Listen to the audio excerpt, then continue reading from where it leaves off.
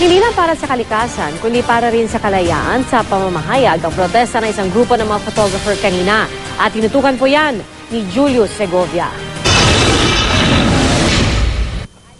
Bit-bit ang kani-kanilang kamera.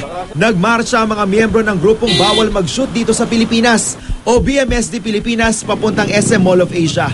Ipinoprotesta nila ang umano'y hindi wastong pangangalaga sa kalikasan at pagbaliwala raw sa karapatang magpahayag. Mas nagigpit daw kasi ang pamunuan ng SM sa media at gaya nilang amateur photographers sa gitna ng issue ng earthballing sa SM Baguio.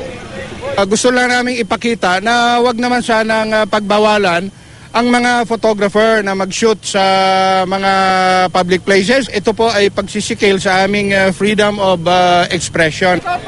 Gumawa ng human chain ng grupo sa harap ng globo ng mall.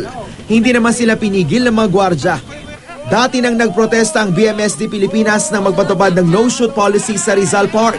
Paniwala ng grupo, malaki ang maitutulong ng kamera di lang sa pagpapahayag ng damdamin, kundi pati sa pangalaga sa kalikasan.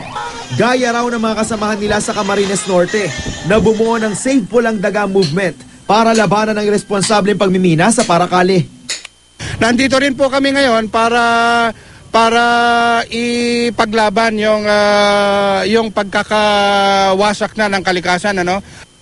Ayon sa pamunuan ng SM, wala namang problema kung kukuha ng litrato ang photographers sa loob ng kanilang malls, basta dapat humihingi ng permiso sa kanila.